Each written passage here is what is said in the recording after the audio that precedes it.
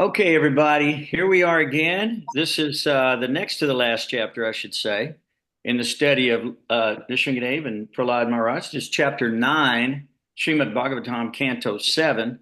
And we're going to be reading through this chapter tonight. So, everybody, get ready to do a little reading with us. We'd really appreciate it.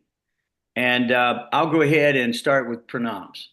Chant with me. Namo Om Vishnu Padaya Krishna Prasthaya Bhutale Srimate Bhaktivedanta Swaminiti Namane Namaste Saraswati Devim Gaurabani Prachaline Nirvishesha Sanyavadi Pastuchari Shatanane Jai Shri Krishna Chaitanya Prabhu Nityananda Shri Advaita Gadadhar Svasti Gaura Bhakti Vrinda Hari Krishna Hari Krishna Krishna Krishna Hari Hari Hari Ram Ram Ram Hari Hari Om Namo Bhagavate Vasudevaya Om Namo Bhagavate Vasudevaya. Om Namo Bhagavate Vasudevaya. Jai Srimad Bhagavatam, Chapter 9, Canto 7, and I'll begin reading on text 1. The great saint Narada Muni continued. The demigods headed by Lord Brahma, Lord Shiva, and the other great demigods dared not to come forward before the Lord, who at that time was extremely angry. The goddess of fortune, Lakshmi Ji, was requested to go before the Lord by all the demigods present, who because of fear could not do so. But even she had never seen such a wonderful and extraordinary form of the Lord, and thus she could not approach him. Therefore, Lord Brahma requested Prahlada Maharaj, who was standing very near him. My dear son, Lord Nrsimhadeva is extremely angry at your demoniac father. Please go forward and appease the Lord. Narada Muni continued, O king, although the exalted devotee Prahlada Maharaj was only a little boy, he accepted Lord Brahma's words. He gradually proceeded toward Lord Nrsimhadeva and he fell down to offer his respectful obeisances with folded hands. When Lord Nrsimhadeva saw the small boy Prahlada Maharaj prostrated at the soles of his lotus feet, he became most ecstatic in affection towards his devotee. Raising Prahlad, the Lord placed his lotus hand upon the boy's head because his hand is always ready to create fearlessness in all of the devotees. By the touch of Lord Nrsimhadeva's hand on Prahlad Maharaj's head, Prahlad was completely freed of all material contaminations and desires, as if he had been thoroughly cleansed.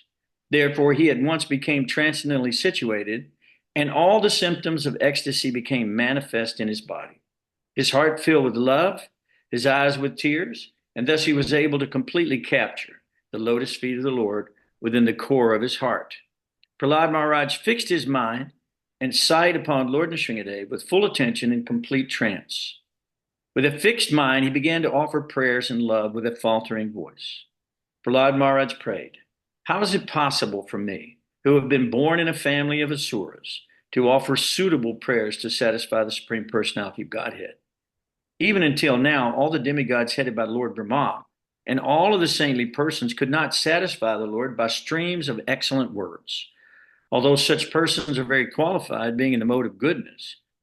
Then what is to be said of me? I am not qualified at all. Prahlad Maharaj continued, one may possess wealth, an aristocratic family, beauty, austerity, education, sensory expertise, luster, influence, physical strength, diligence, intelligence, and mystic yoga power. But I think that even by all these qualifications, one cannot satisfy the Supreme Personality of Godhead. However, one can satisfy the Lord simply by devotional service. Gajendra did this, and thus the Lord was satisfied with him.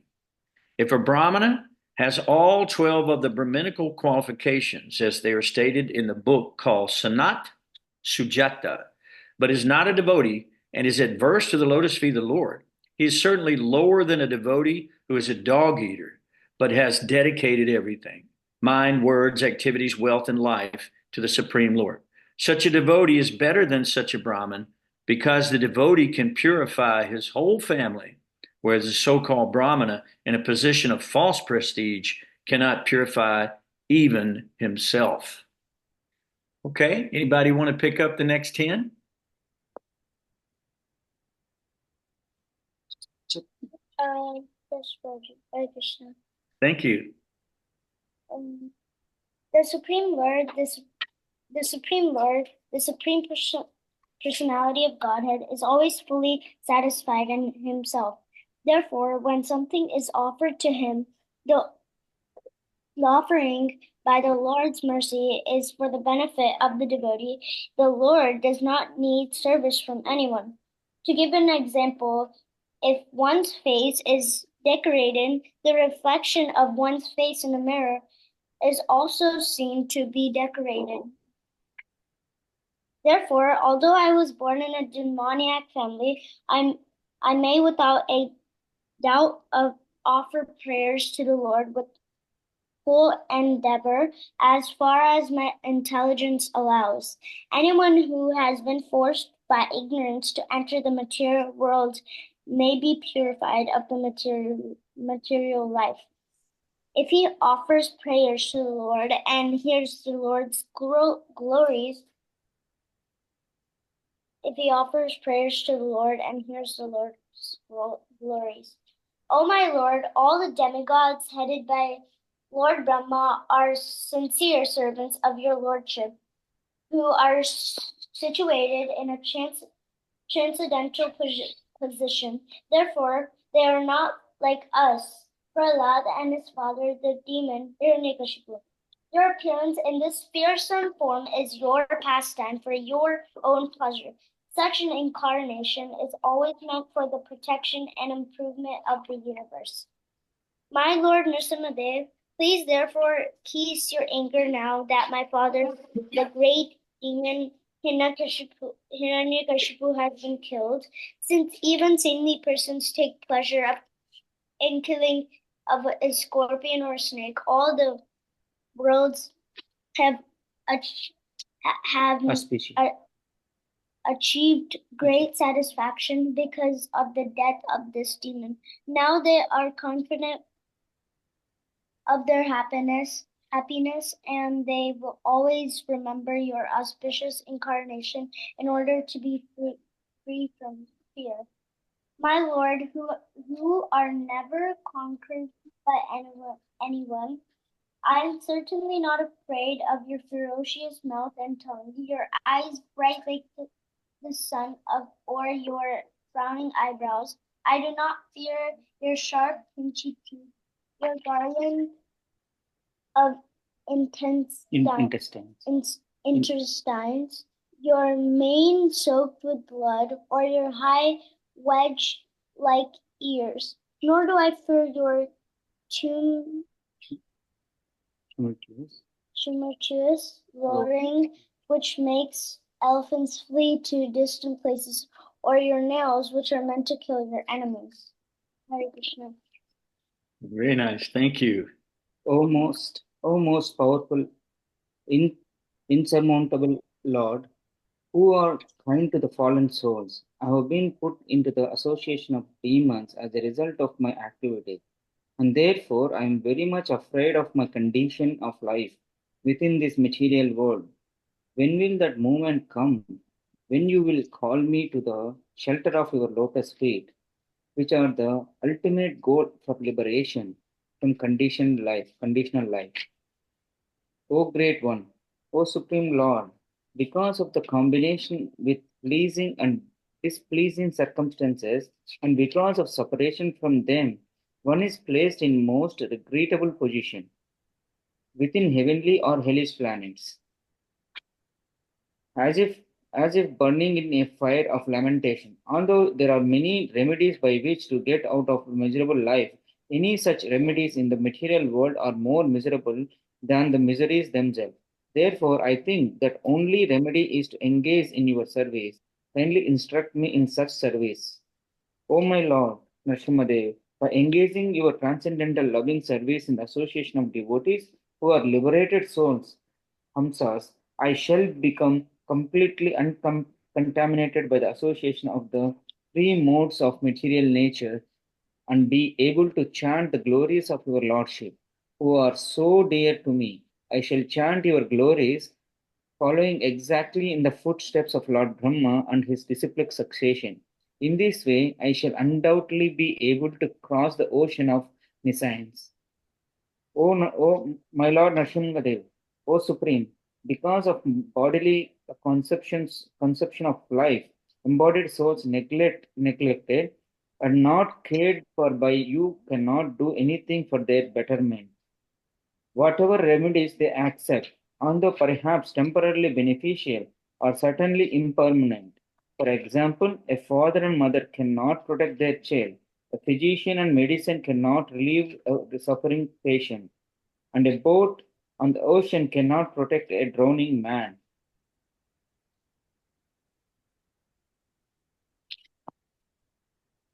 Okay. My dear Lord, everyone in this material world is under the modes of material nature, being influenced by the goodness, passion, and ignorance. Everyone from the greatest personality, Lord Brahma, down to the small ant, works under the influence of these modes. Therefore, everyone in this material world is influenced by your energy. The cause for which they work, the place they work, the place where they work, the time when they work, the matter due to which they work, the goal of life they have considered final, and the process of obtaining this goal, all are nothing but manifestations of your energy. Indeed, since the energy and energetic are identical, all of them are but manifestations of you. Right.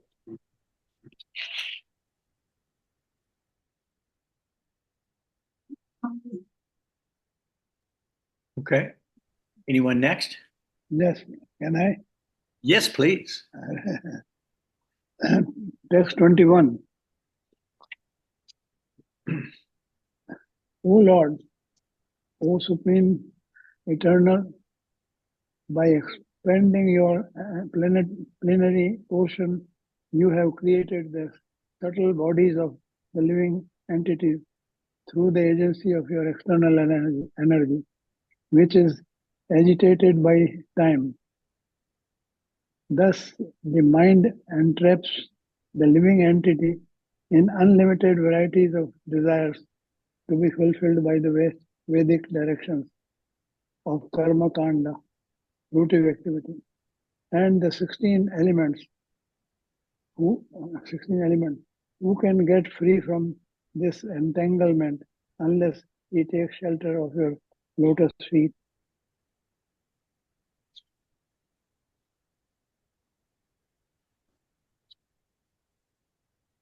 O my Lord,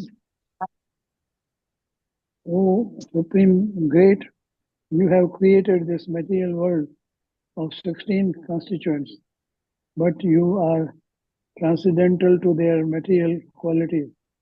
In other words, these material qualities are under your full control, and you are never conquered by them.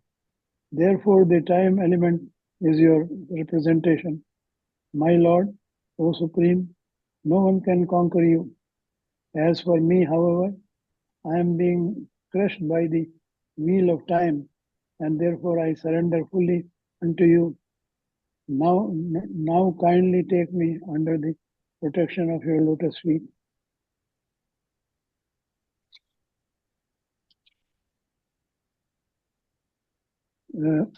My dear Lord, people in general want to be elevated to the higher planetary systems for a long duration of life, opulence, and enjoyment.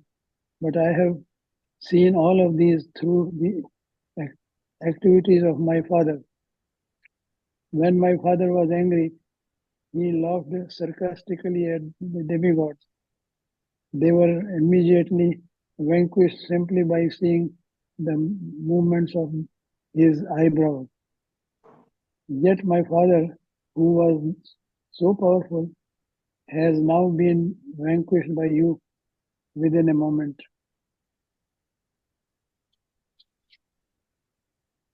My dear Lord, now I have complete experience concerning the worldly opulence, mystic power, longevity, and other material pleasures enjoyed by all living entities, from Lord Brahma down to the ant. As powerful time, you destroy them all. Therefore, because of my experience, I do not wish to possess them.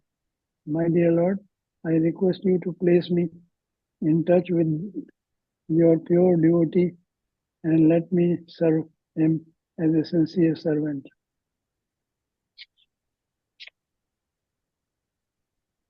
In this material world, every living entity desires some future happiness, which is exactly like a mirage in the desert.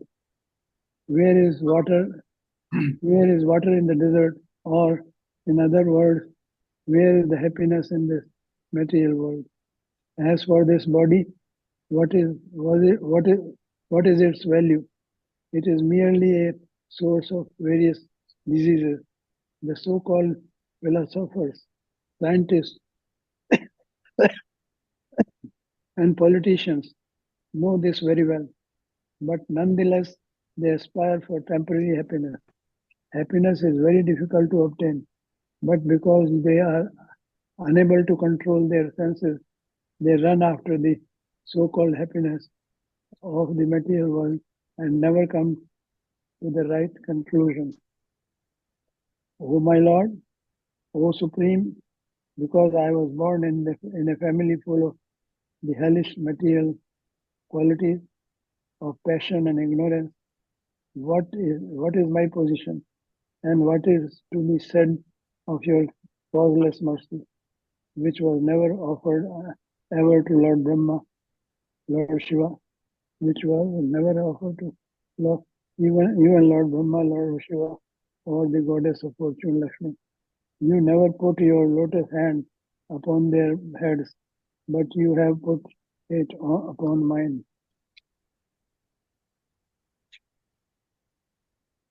Prahlad Maharaj was,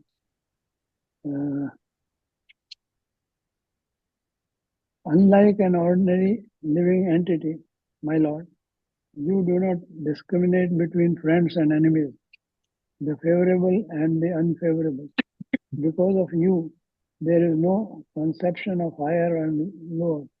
Nonetheless, you offer your benedictions according to the level of one's service, exactly as the desire tree delivers fruits according to one's desires and makes no distinction between the lower and the higher.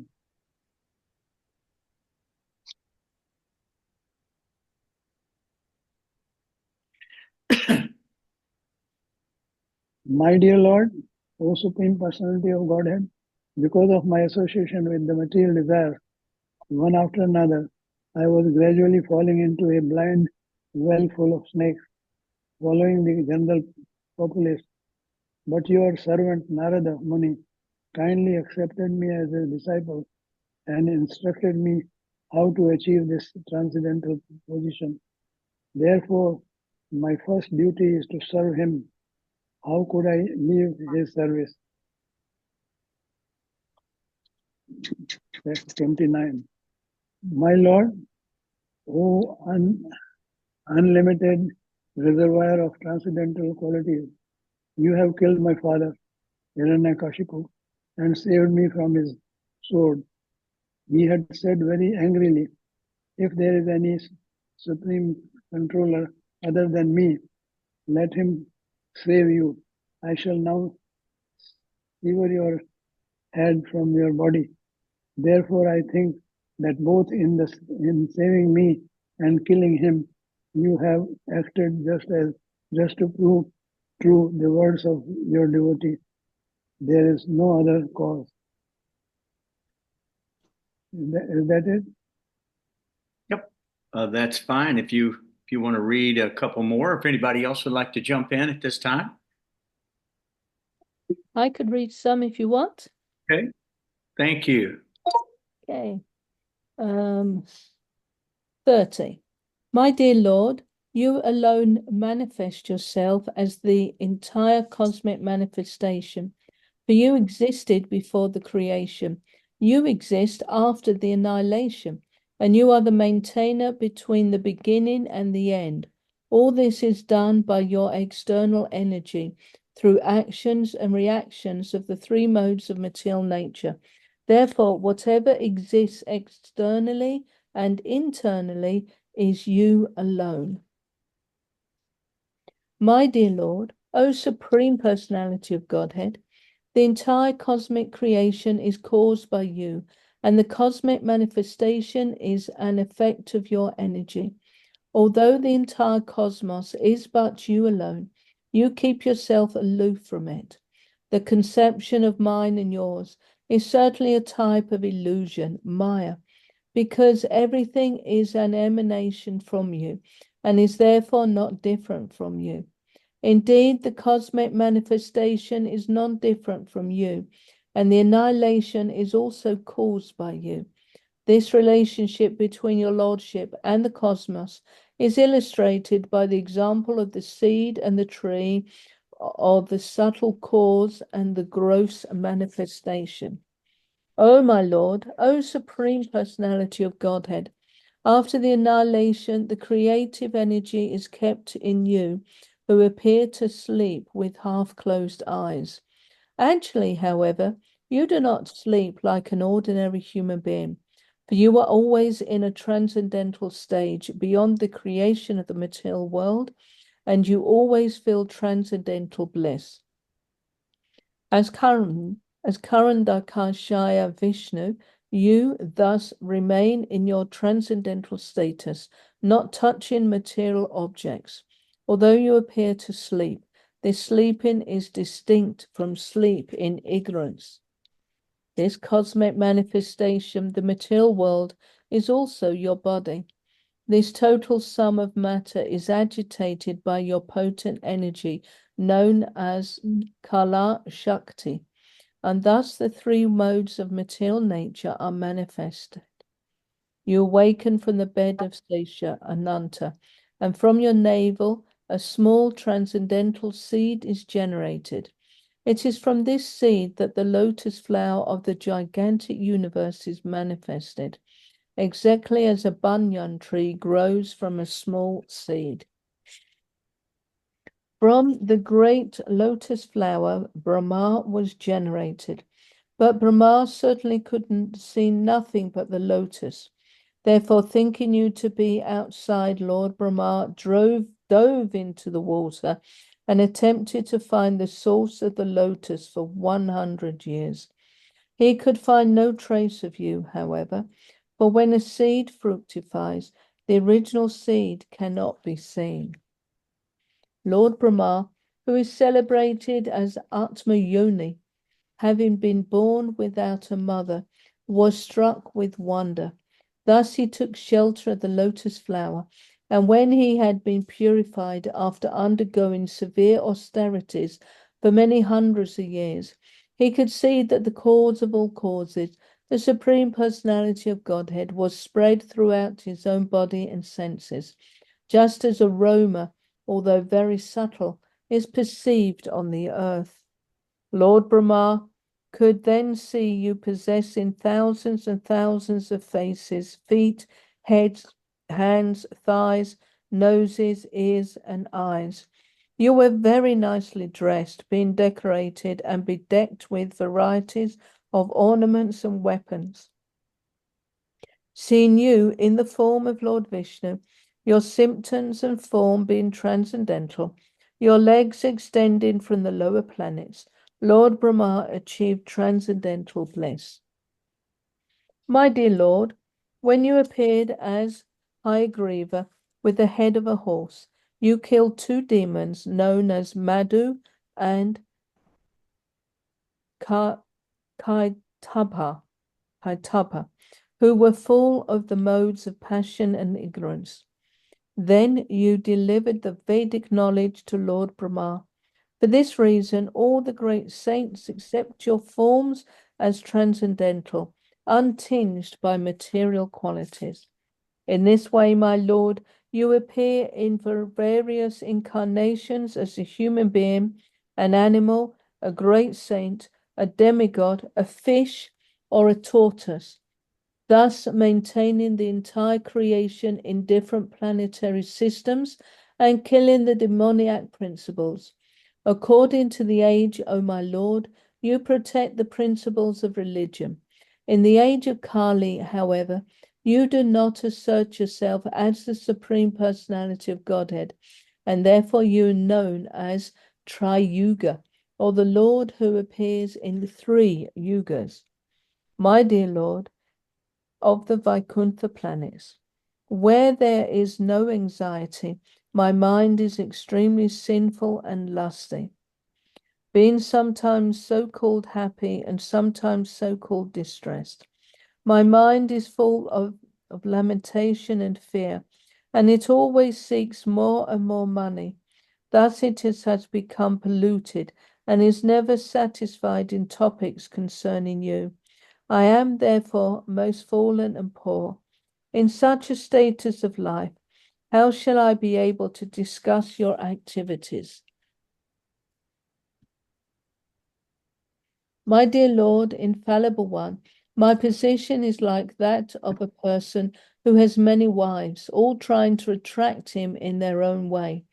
For example, the tongue is attracted to palatable dishes, the genitals to sex with an attractive woman, and the sense of touch to contact with soft things. The belly, although filled, still wants to eat more, and the ear, not attempting to hear about you, is generally attracted to cinema songs. The sense of smell is attracted to yet another side. The restless eyes are attracted to scenes of sense gratification, and the active senses are attracted elsewhere. In this way, I'm certainly embarrassed. Okay, that's my 10. If Okay. anyone else wants to take over at 41. Okay. I can read. Very nice. Where's Jai Krishna today? Well, he may be in a hurricane. He was talking about having some problems with the weather down there with the Oh rain. my goodness. I don't know if that's true, but we'll have to see. Okay. Welcome, Vamsi. Vamsi's here. Vamsi's Hi, here. Bo. Hey, hi, Bo. So, All right. So, Vamsi, we're on Canto 7, Chapter 9, Text 41. text 41. Can you hear me okay? Yep. Okay. My dear Lord, you are always transcendently situated on the other side of the river of death. But because of the reactions of our own activities, we are suffering on this side. Indeed, we have fallen into this river and are repeatedly suffering the pains of birth and death and eating horrible things. Now kindly look upon us, not only upon me, but also upon all others who are suffering, and by your causeless mercy and compassion, deliver us and maintain us. O my Lord, O Supreme Personality of Godhead, original spiritual master of the entire world, what is the difficulty for you, who manage the affairs of the universe, in delivering the fallen souls engaged in your devotional service? You are the friend of all suffering humanity, and for great personalities it is necessary to show mercy to the foolish. Therefore, I think that you will show your causeless mercy to persons like us who engage in your service. O best of the great personalities, I am not at all afraid of material existence, for wherever I stay, I am fully absorbed in thoughts of your glories and activities. My concern is only for the fools and rascals who are making elaborate plans for material happiness and maintaining their families, societies, and countries. I am simply concerned with love for them. My dear Lord Nrsimhadev, I see that there are many saintly persons indeed, but they are interested only in their own deliverance. Not caring for the big cities and towns, they go to the Himalayas or the forest to meditate with vows of silence, Mauna Vrat. They are not interested in delivering others. As for me, however, I do not wish to be liberated alone, leaving aside all these poor fools and rascals. I know that without Krishna consciousness, without taking shelter of your lotus feet, one cannot be happy. Therefore, I wish to bring them back to shelter at your lotus feet. Sex life is compared to the rubbing of 2 hands to relieve an itch. Grihamedis, so-called grihasthas who have no spiritual knowledge, think that this itching is the greatest platform of happiness, although actually it is a source of distress. The Kripanas, the fools who are just the opposite of Brahmanas, are not satisfied by repeated sensuous enjoyment. Those who are Dhira, however, who are sober and who tolerate this itching are not subjected to the sufferings of fools and rascals. O Supreme Personality of Godhead, there are 10 prescribed methods on the path to liberation: to remain silent, not to speak to anyone, to observe vows, to amass all kinds of Vedic knowledge, to undergo austerities, to study the Vedas and other Vedic literatures, to execute the duties of Varnashram Dharma, to explain the Shastras, to stay in a solitary place, to chant mantras silently, and to be absorbed in trance. These different methods for liberation are generally only a professional practice and means of livelihood for those who have not conquered their senses. Because such persons are falsely proud, these procedures may not be successful. By authorized Vedic knowledge, one can see that the forms of cause and effect in the cosmic manifestation belong to the Supreme Personality of Godhead, for the cosmic manifestation is His energy. Both cause and effect are nothing but energies of the Lord. Therefore, O my Lord, just as a wise man, by considering cause and effect, can see how fire pervades wood, those engaged in devotional service understand how you are both the cause and effect. O Supreme Lord, you are actually the air, the earth, fire, sky, and water. You are the objects of sense perception, the life airs, the five senses, the mind, consciousness, and false ego. Indeed, you are everything subtle and gross. The material elements and anything expressed, either by the words or by the mind, are nothing but you. Neither the three modes of material nature, Sattvagun, Rajogun, and Tamogun, nor the predominating deities controlling these three modes, nor the five gross elements, nor the mind, nor the demigods, nor the human beings can understand your lordship, for they are all subjected to birth and annihilation. Considering this, the spiritually advanced have taken to devotional service. Such wise men hardly bother with Vedic study. Instead, they engage themselves in practical devotional service. So that was 10 for me. Okay. Who else wants to read?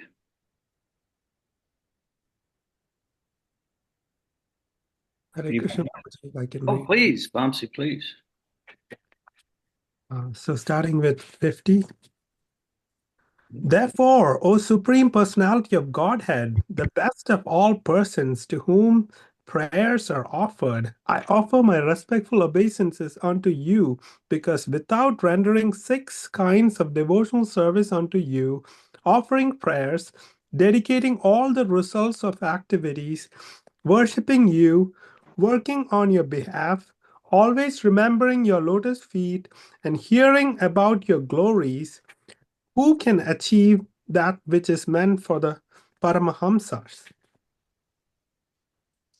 The great Saint Narada said, thus Lord Nrsimha was pacified by the devotee Prahlada Maharaj with prayers offered from the transcendental platform. The Lord gave up his anger, and being very kind to Prahlad, who was offering prostrated obeisances, he spoke as follows. The Supreme Personality of Godhead said, my dear Prahlad, most gentle one, best of the family of the Asuras, all good fortune unto you. I am very much pleased with you. It is my pastime to fulfill the desires of all living beings, and therefore you may ask from me any benediction that you desire to be fulfilled.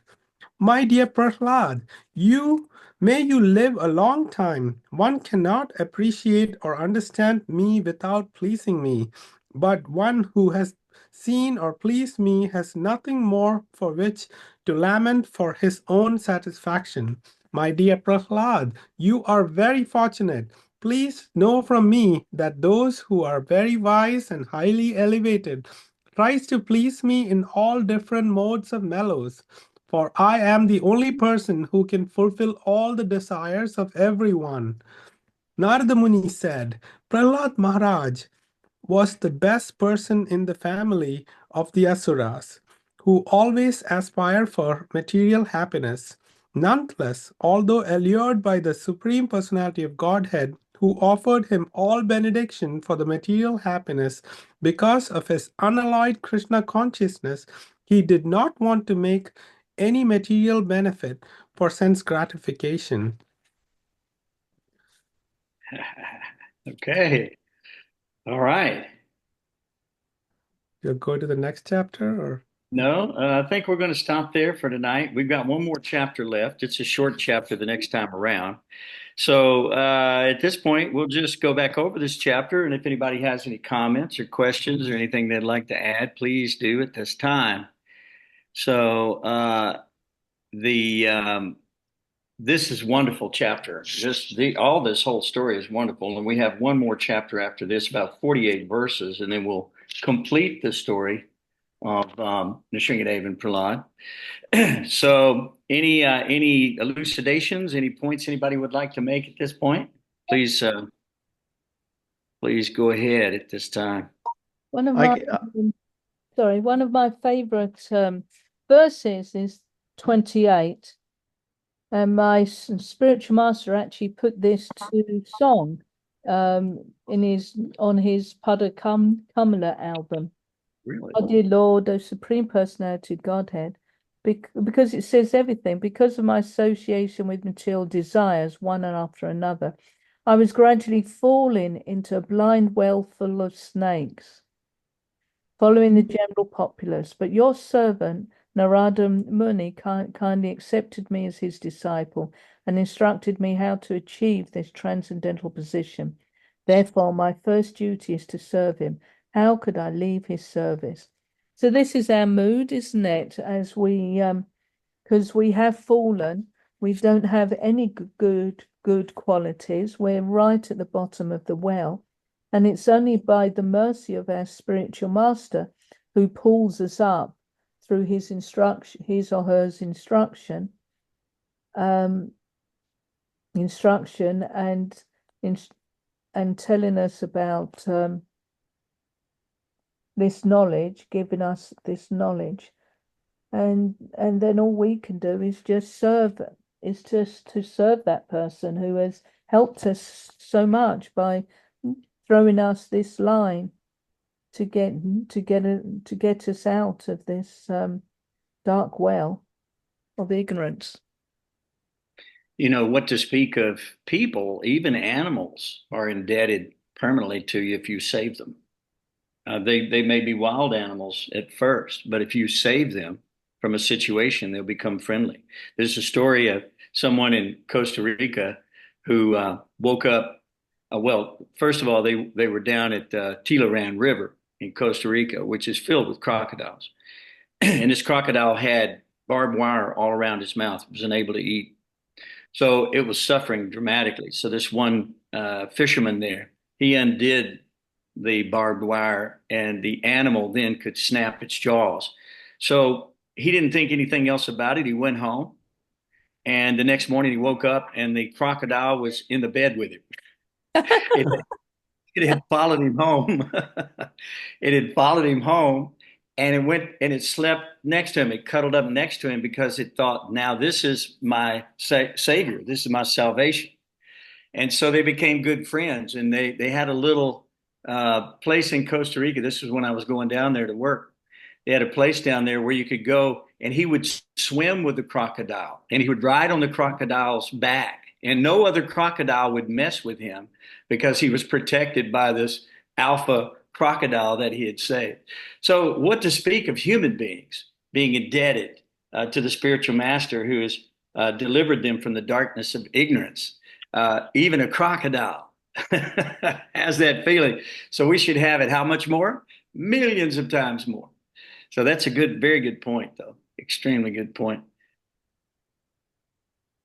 Very nice. What else we got? I had something I wanted to share. Please. I wanted to share a wonderful purport, short purport, but wonderful purport by Srila Prabhupada, because he called his purports his personal ecstasies.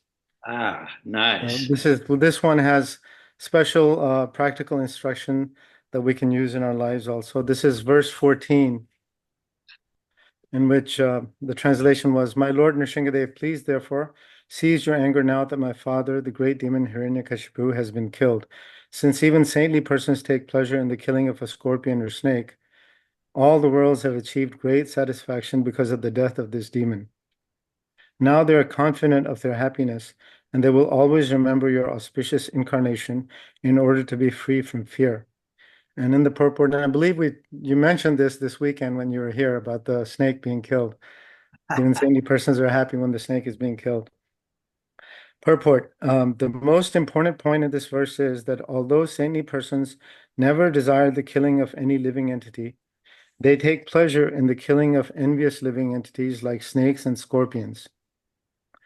Hiranyakashipu was killed because he was worse than a snake or a scorpion, and therefore everyone was happy.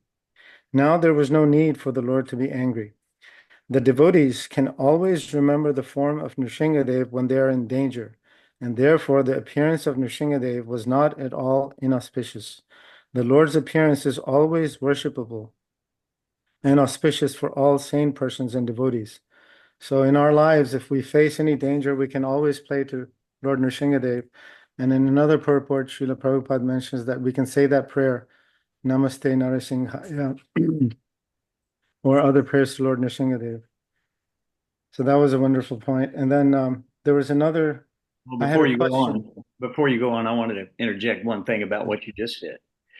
You know, I remember I used to have to fly a lot in airplanes, and it was always very scary because sometimes there's turbulence, and everybody's scared. I even saw a stewardess stuck to the ceiling one time when we lost our elevation immediately. She was stuck to the ceiling as we were going down, and everybody's stomach was coming up to their mouth, because we're falling through the air. And then when it hit, she slammed on the floor. See what I'm saying? So she was actually much hurt by that. So I used to always chant this Nrsimhadev prayer, and everybody would be looking at me going, "What is he saying?" But I didn't care because, we're taking a big chance every time we step out the front door. Every time you turn the key to your car, you don't know if you're coming home again. You really don't know, do you? Is there any guarantee? No guarantee. So if that's the case, we should be chanting Nrsimha prayers constantly, right? Right? So that's the idea. I just wanted to interject that. Go ahead. Maybe. In our family, everybody in our family, parents, Eunice, everybody, whenever we take a trip, we begin the trip with singing the Nrsimhadev prayers. And we trained the kids to also do that.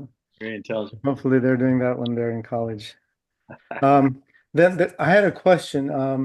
In verse 37, this mention of the demons Madhu and Kaitava, who saved Lord Brahma. I wasn't familiar with this pastime. Do you know what that pastime is? Yeah.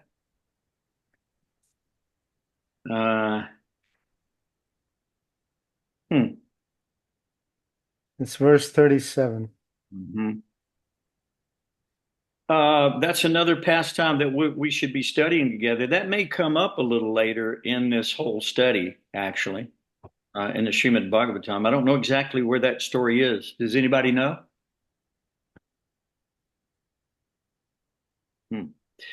Oh, wait a minute. I just did a little search on Vedabase, and there's a conversation from May 6, 1975 in Perth, Australia, evening discussion, where they're reading apparently, and one devotee reads the verse, Adi yagya katham ko atra dehesmin madhusudana prayana kale cha katham geyo asi niyata atmabhi. And so the translation is, how does this Lord of Sacrifice live within the body? And which part does he live, O Madhusudan? And how can those engaged in devotional service know you at the time of death?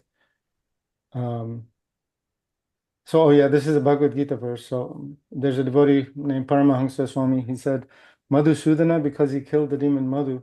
But who was that Madhu? Prabhupada, a demon, it is said. Paramahansa, but I don't think we've heard that story before. Yeah, exactly what I thought. Yeah. In the beginning, when Brahma was created, one demon, Madhu, he came to swallow him, and Krishna killed him. Madhu Kaitava, two brothers, Madhu, and Kaitava. Paramahansa, he came to swallow Brahma. Prabhupada. Paramahansa, so he was one of the first demons killed.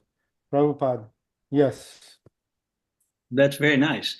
I remember that a little hazy in the back of my mind from the early days.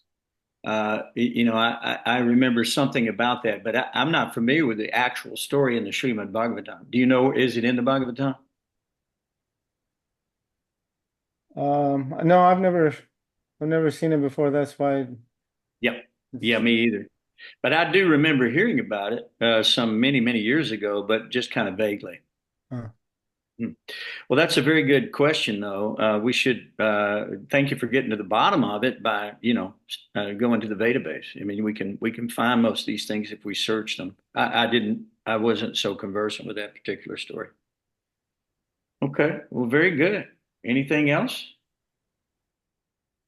you want to add? Nice observation. No, that was it for today. Oh no, we need more. We need more. Okay. So, all right, anybody else got any comment or question they'd like to make? It's amazing that just a 5-year-old boy, Prahlad, is able to pacify the transcendental anger of this great incarnation, Nrsimhadeva, even when his own wife and Brahma, nobody wanted to go next to Nrsimhadeva. So it's amazing that this little boy knows how to approach Lord and please him. There's so much to learn from Prahlad. Yeah, Prahlad was saying, he said, I was born in a family of demons. How is it possible for me to say even prayers to you? I have no idea really how I can do suitable prayers. And until he was touched on the head by the Lord, he was able to actually, become completely purified and be able to offer these good prayers that we've been reading. So he's talking about even till now, all the demigods headed by Lord Brahma and all the saintly persons could not satisfy the Lord with streams of excellent words. So he wonders. He says they're very qualified because they're in the mode of goodness. What's to be said of me? I'm not at all qualified. So the Vaishnava is always following Prahlad Maharaj's footsteps, and they start out by saying, I have no right to even talk. I should, just be silent. But somehow or another, we're engaged in this service to the spiritual master, that we have to spread this information. We have to discuss this information. We have to learn to delight, even though we don't have a taste currently, right? So we say that, I have no taste at all for the holy name. Well, chant anyway. You see? So that's the idea. If we keep going, we become qualified. And if Prahlad Maharaj is not qualified, what about us? Think about that one. So he even goes on to say in the 9th text, he says, even if you have wealth, you come from a aristocratic family, you got beauty, austerity, education, your expertise, you've got influence, physical strength, diligence, and mystic yoga power, whatever you may think that you may have, none of these qualifications can satisfy the Supreme Personality of Godhead. None of it. So if we look at that story about Gajendra, or if we look at the story of Dhruva Maharaj in the Srimad Bhagavatam, or if we look at the story of Chitraketu, everybody came to the Lord with some desire originally, right? They were motivated. Like Chitraketu's case, he wanted a son. Dhruva wanted a planet better than anybody else, right? So we come to the Lord. It doesn't matter if we have no material desires or all material desires. We must go to the Lord because the Lord is fulfilling all desires since time immemorial. And if we read down in this chapter, we find that the Lord's favorite pastime, his favorite thing to do is do things for you. He wants to fulfill your desire. So earlier today, I was looking at this scientific evidence that they have that water will mold to whatever your consciousness is, whatever you think of. If you think of it and you inject it into the water and then you freeze the water and take a picture of the water, it will actually show what you were thinking of.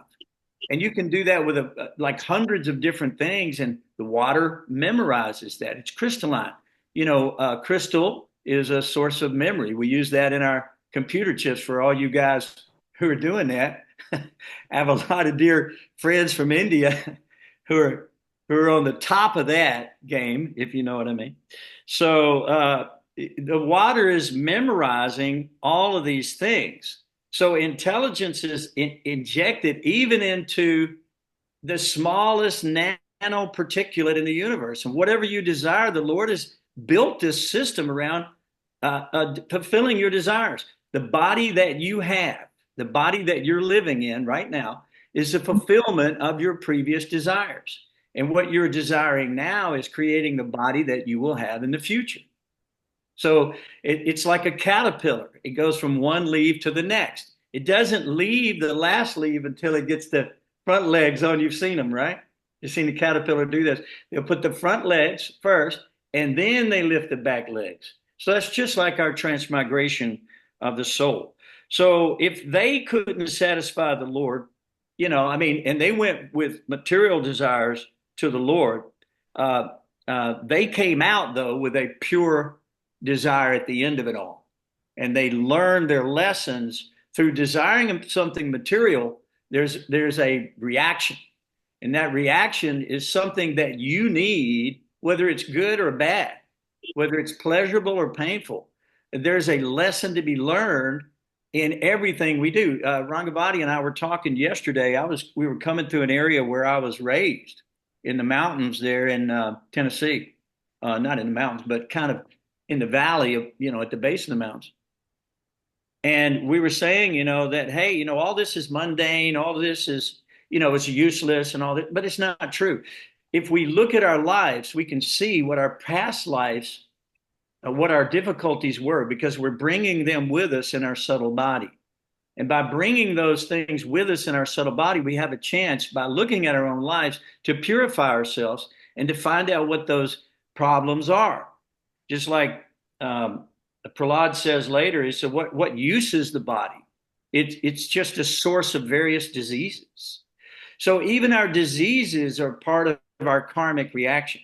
So we have to understand, how is this happening to us? Why is this happening to us? How can I identify those things to a certain degree and then purify those desires and develop the actual spiritual body, the Sat Chidananda Vigraha, the Swarup Siddhi that we're all longing for, with that permanent loving relationship with the Supreme Personality of Godhead. So that brought that to mind to me as well when you were saying that. So go ahead. Any other questions? I have shared on our Great Histories WhatsApp group more information about the killing of Madhu and Kaitaba. And so you'll be able to follow that up later. Good. Thank you very much for that. That's good to have this group together, because we can work together to get these stories brought to life. We were not born in India, and these stories are for us to learn. But a lot of folks that were born in India, they were born with these stories, or they heard them in their family, or it's traditional in many cases. In some cases, not all cases. But Prahlada Maharaj says here that even if a Brahmana has all the 12 Brahminical qualities fully, he says that but he's not a devotee and is adverse to the lotus feet of the Lord, he's certainly lower than a devotee who is a dog eater, but who has dedicated everything, mind, words, activities, wealth, and life, to the Supreme Lord. Such a devotee is better than such a Brahmin, because the devotee can purify literally the whole world. So whereas a person or a Brahmin or somebody who's doing it for false prestige and just for, his own self-aggrandizement, he cannot even purify himself. There's nothing he can do to even purify himself. So he says that he doesn't think that type of activity will produce the desired result. That's the idea. So if we do it with love and devotion, that's the real secret. And we see that the gopis in Vrindavan, they were not educated. They were not Vedantists. They didn't understand all the lofty Shastra, but they had the greatest love for the Lord of all in their simplicity. So we don't want to get overly esoteric. Prabhupada said we shouldn't read too many books, right? We shouldn't fill ourselves up with too much. He recommended Srimad Bhagavatam, Bhagavad Gita, Sri Chaitanya Charitamrita, and Bhakti Rasamrita Sindhu. Prabhupada recommended those, of course, books as something we should study primarily. And then, of course, once we have that full study, we may expand some. So that's the idea.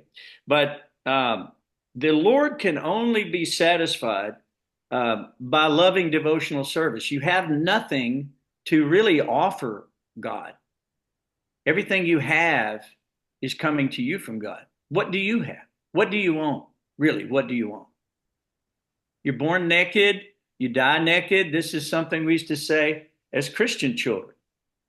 We all come into the world naked and we all leave naked. We don't take anything with us except for our karmic retribution.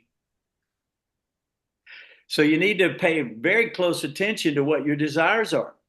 So the mind and the five senses are the six enemies because they will drag you away.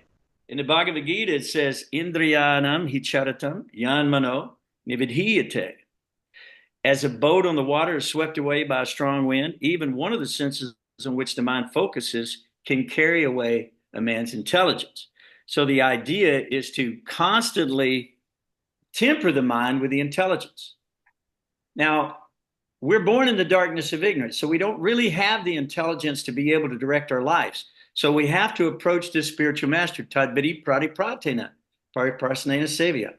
So if we approach the spiritual master, he opens our eyes from this darkness and we can see. Just like if you're in a room and you turn the lights off, you're going to bang your head on everything. You're going to fall over. You're going to break your neck. You're going to break your back. Somebody's going to have to wheel you out of there, call an ambulance. This is what's happening to every soul in the material world. Call an ambulance. Why? Because they're running headlong as hard as they can, as fast as they can, blind to the next sense gratificatory act. And what are they getting for it? It says the only reward they receive is the trouble that it takes. Would you get up in the morning and knowing that the only reward you're going to receive for activities independent from the will of God and the spiritual master is the trouble that it takes? What if you knew that you were hoping against hope and that your situation was hopeless unless you turned to the Lord? Because even Prahlada says he was afraid. He was afraid of falling down because there's a lusty desire in the core of everyone's heart. So he was very concerned because he was born in a demoniac family. And he felt like this was in the cores of his heart. So the Lord doesn't need our service. He doesn't need it. You have nothing to offer. But we said the other day that if you bring the Lord something, some little thing, and you do it with devotion and love, then you satisfy the Lord. That's the happiness of the Lord. His whole goal is to satisfy you. So what if you try to satisfy him? Wouldn't that be an interesting concept? I think they call it bhakti yoga. Okay, so we might want to study through that a little more. So for God's pleasure, God comes, he performs these activities, and every activity that he performs is for the improvement and for the protection of this universe, or for all the universes he appears in. That's why he's coming. He's coming for your improvement and for your protection. So who could love you more than God? Who could love you more than Krishna? Who has given you everything? What if somebody was mailing you money in the mail every day, sending you Maha sweets, right? Just every day. And they did it for your whole life. Every day, every minute of the day. Their only goal is to serve you in some way. Would you be indebted to a person like that? Or would you just ignore them? Would you neglect them? So recently, we were at Ram Raghava's house and Eunice's house, and we noticed that their house has been dedicated to the Supreme Personality of Godhead. God is the center of the household. Everything in the household is being done for the pleasure of the Lord. All the food is being offered to the Lord. It's only prasadam. We're taking the mercy of the Lord. So the idea is turn your life into a temple. Turn your heart into the throne of God. Let him come and live in your heart.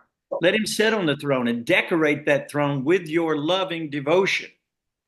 And if you do that, Krishna is going to be very, very happy. So the one thing that I thought was here, that the Lord is never conquered. He can never be conquered, but he can be conquered by pure, unalloyed, loving, devotional service. That's all he's asking for. And there's no restriction. You could even do it in the mind, manasa seva. You could even do it with your mind. You can offer, just like the Brahmin offered the sweet rice and burned his finger. You remember that story? Right. So we can offer the Lord, even if we don't have anything. We can still offer the Lord our hearts and our souls and our minds and our energies like that. So that is a beautiful a point of view there. So Prahlad, the interesting thing I thought was in this chapter, Prahlad accepted his own karmic reactions, and he was afraid of them. Do you remember the story of, I think it was Bhima? And when they talked about, maybe an Ekadasi story, but when they were talking about his karma, that he had, this Ekadasi story, he had to fast. It's Pandava Nirjala story. So in that story, it says that Bhima was, keep in mind, he's one of the most powerful warriors that ever lived, that ever existed. And it said he trembled in fear of the reactions of his karma. So he was asking, what can I do? I may only be able to fast one time. What can I do? See what I mean? So if Bhima is afraid of the reactions, what to speak of someone like you and I? So that's the idea. Prahlad accepted his situation. And one of his questions that I thought was wonderful was in text 17. This is one that stood out in my mind, is that, well, there's several things in this one. He says, one is placed in a most regrettable position within the heavenly or hellish planets, as if burning in a fire of lamentation. And although there are many remedies by which to get out of this material life, any such remedies in the material world are more miserable than the miseries themselves. Think about that. Now, if you go back into previous ages and you look at what's required for you to go home back to Godhead, it was very stringent. You had to spend thousands of years in meditation, in austerity, like that. But now all you have to do is simply call out the name of the Lord with love and devotion. And if God's given you everything anyway, why not be grateful? Why not be appreciative? Why not understand the reciprocation that you have and offer something back? And by doing that, then you're in good shape. So he goes on to say, therefore, I think the only remedy is to engage in your service. So he wants to be instructed in that service. He said, and he goes on to say, when will the moment come when you call me to your feet? And what does that remind you of? What prayer does that remind you of? Do you remember the prayer in Shishastikam, right?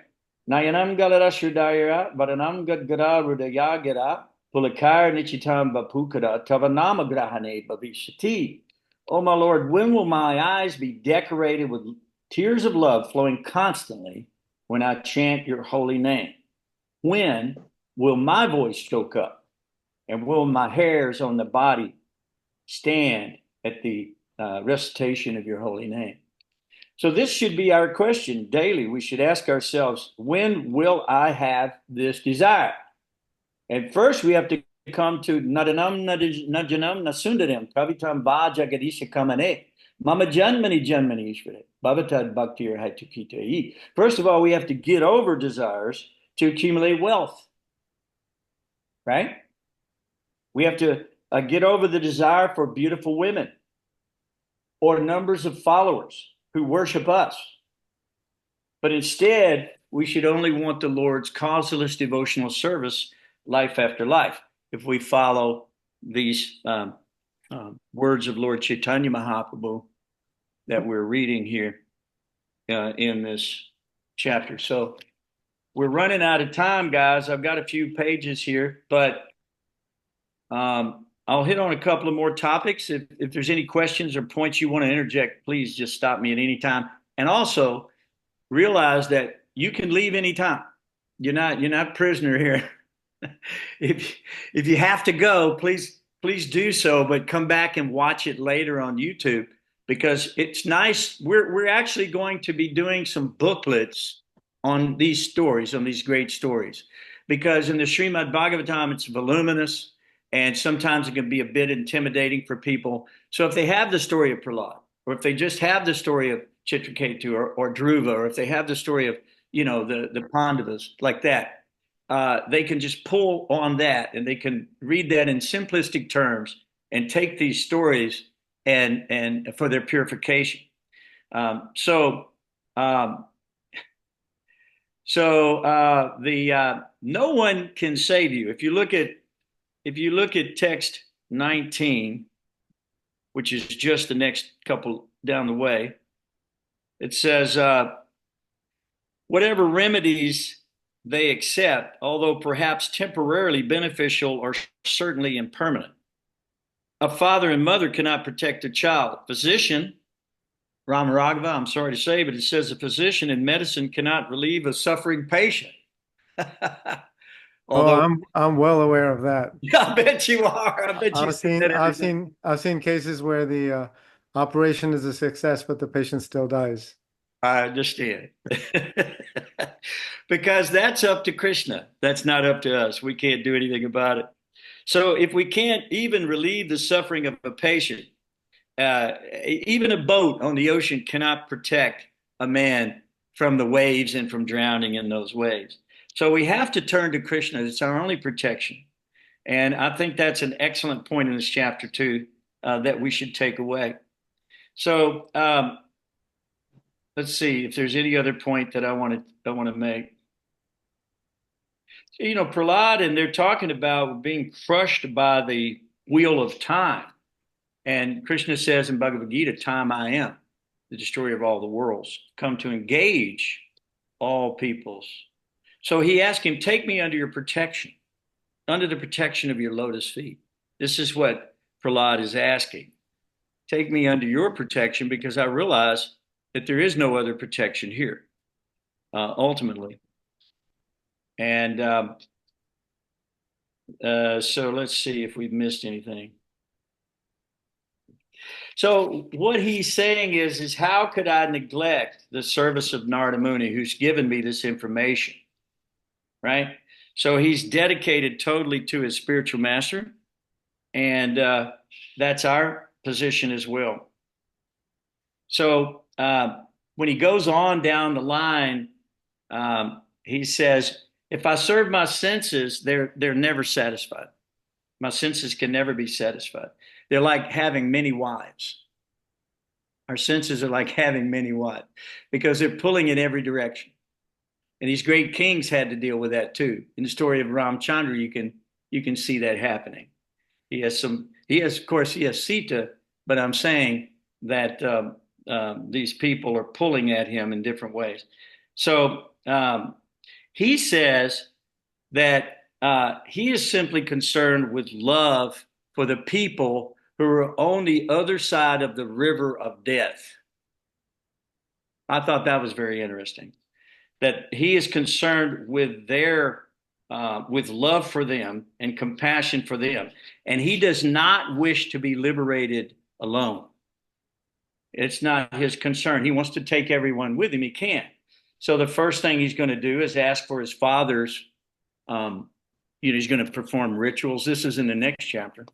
He's going to perform those rituals for his father and ask for his liberation. So